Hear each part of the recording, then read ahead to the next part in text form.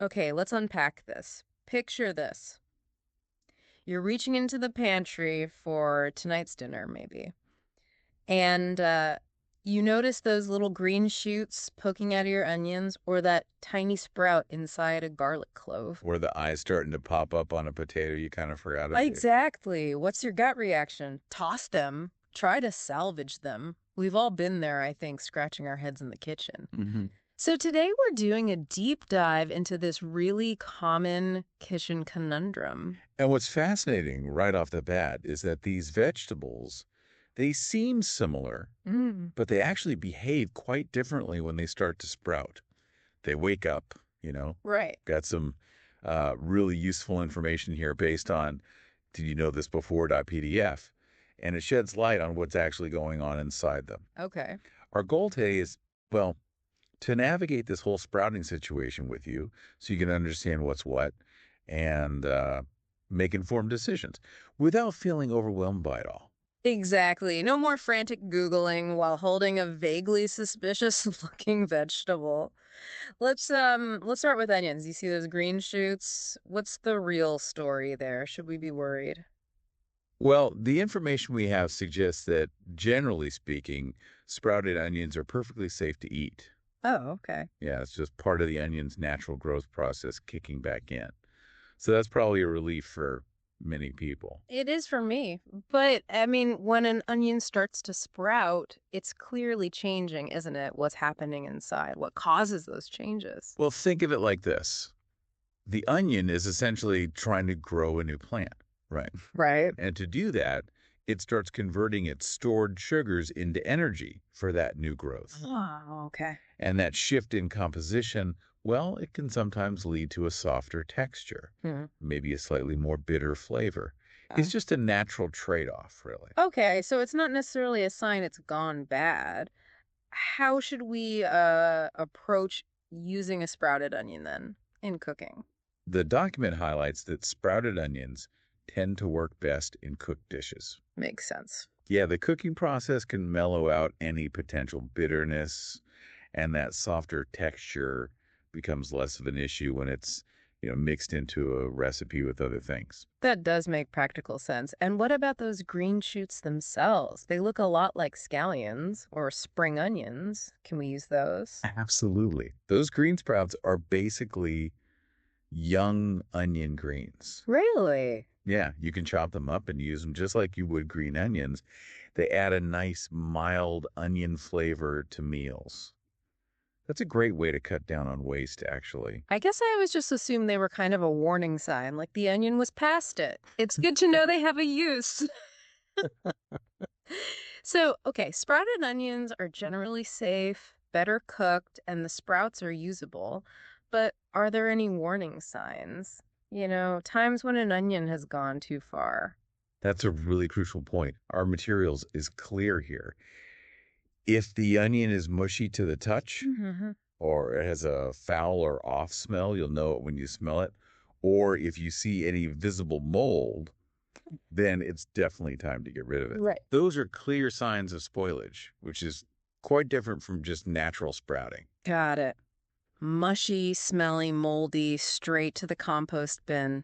Otherwise, a sprouted onion is likely still okay, especially if you cook it.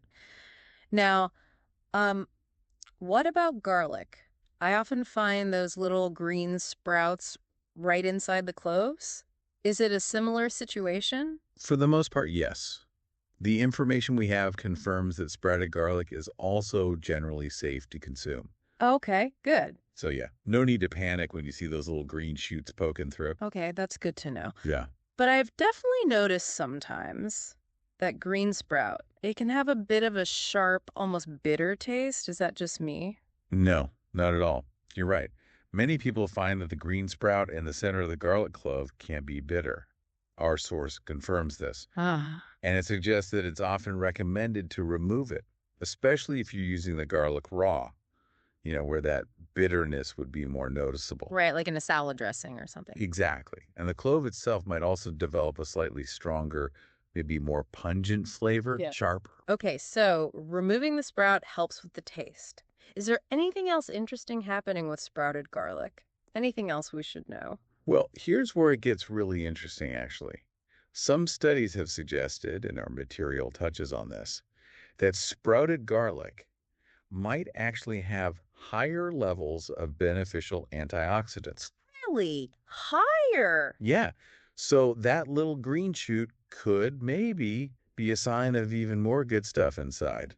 Kind of counterintuitive, isn't it? That is a surprising twist. So maybe I shouldn't be so quick to pull them out all the time. But if I do remove the sprout, can I do anything with those? Like the onion ones? Absolutely.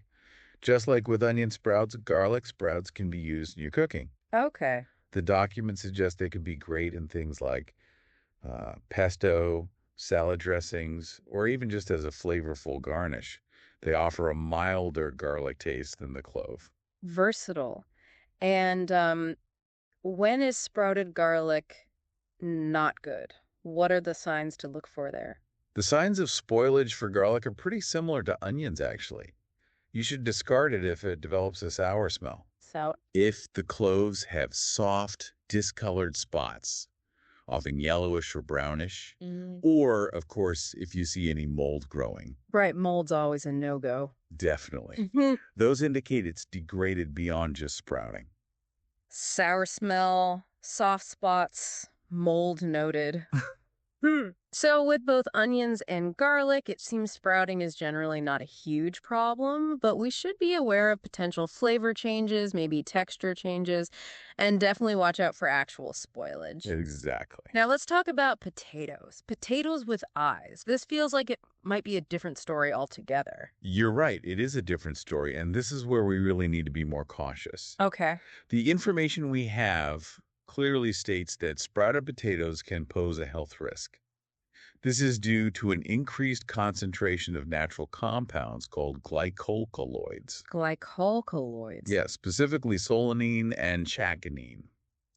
These were actually present in all potatoes and other nightshades too, but their levels can spike quite significantly when potatoes sprout. Okay, that definitely sounds like a serious concern. So, those little eyes starting to grow and any green color on the skin, those are the red flags. Exactly. Sprouting is a strong indicator of elevated glycoalkaloid levels, and the highest concentrations are typically found right in the sprouts themselves, the eyes, and any parts of the potato skin that have turned green. Why does that happen? Why do Yeah. they increase? Well, the leading theory is that it's a natural defense mechanism. Ah, for the potato. Yeah. It's believed these compounds help protect the potato against pests and diseases as it starts to grow a new plant, predict the new growth. That makes sense from the potato's perspective, anyway. So, what kind of health issues can these increased toxins cause if someone eats them? Consuming high levels of these glycoalkaloids can lead to, well, a range of pretty unpleasant symptoms. Like what? Our source lists gastrointestinal problems, nausea, vomiting, diarrhea, abdominal pain, also headaches, fever, maybe even feelings of confusion. In rare, more severe cases, it can be quite serious.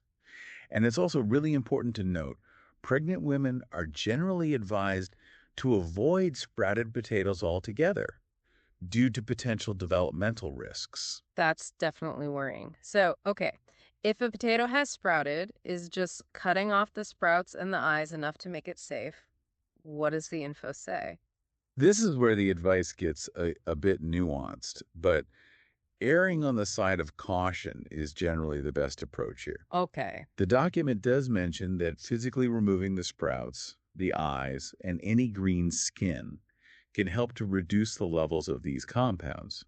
Peeling the potato helps. Frying it might also offer some reduction. Might. Yeah, it might. But, and this is a really key point, other cooking methods like boiling, baking, and microwaving don't seem to be very effective at breaking down these toxins. So, wait, even cooking a sprouted potato thoroughly might not actually get rid of the danger. That's the crucial takeaway, unfortunately, because we can't be entirely certain how much toxin removal you get from just cutting bits off or certain cooking methods. Right. The general recommendation, the safest advice, is to just discard potatoes that have sprouted significantly or have developed any green tint. Okay, so significant sprouts, any green color, just toss it. Don't risk it. What about those potatoes that only have a few, like, really small eyes just starting? And the potato itself is still firm, no green. The document offers a slightly more lenient stance there. It suggests that if a potato is still firm and only has a few small sprouts, carefully cutting away those sprouts and the eyes might make it acceptable to eat. Might. Okay. But it immediately follows up by emphasizing that if you have any doubt whatsoever, it's always safest to err on the side of caution and discard the potato. Right. Given the potential health risks, that cautious approach is definitely what we would recommend too. That makes absolute sense. When it comes to potatoes, if there's any uncertainty, it really sounds like it's better to be safe than sorry. So, just to quickly summarize what we've learned from our source here, onions and garlic, generally okay to eat when sprouted, though the flavor and texture might change a bit. And always watch for actual spoilage signs. Correct. Potatoes, however, are a different kettle of fish due to the potential buildup of those toxins, glycoalkaloids, when they sprout or turn green. So it's generally best to just discard them, especially if they're significantly sprouted or green. Precisely. That's a concise breakdown of the key distinctions we've uncovered here. It's quite different for each one. This has been so helpful. Honestly, I feel much more confident now when I encounter those little green shoots in my kitchen. No more head scratching. And what's truly insightful here, I think, is understanding why. These common vegetables, which we often just lump together, have very different biochemical responses to sprouting. And those differences have direct implications for our health. Yeah, absolutely. So, for you, the listener, we really hope this deep dive into sprouted vegetables has given you some clarity and some practical guidance. It's clearly not just a simple yes or no answer, is it? Not at all. But understanding the science behind these changes hopefully empowers you to make more informed decisions in your own kitchen. And maybe this raises an important question to consider going forward. Given that onions, garlic, and potatoes react so differently when they sprout, how will this knowledge influence the way you store these vegetables? Or maybe how quickly you plan to use them in the future? That's a great point. It's definitely something to think about next time you're stocking your pantry or reaching for that onion.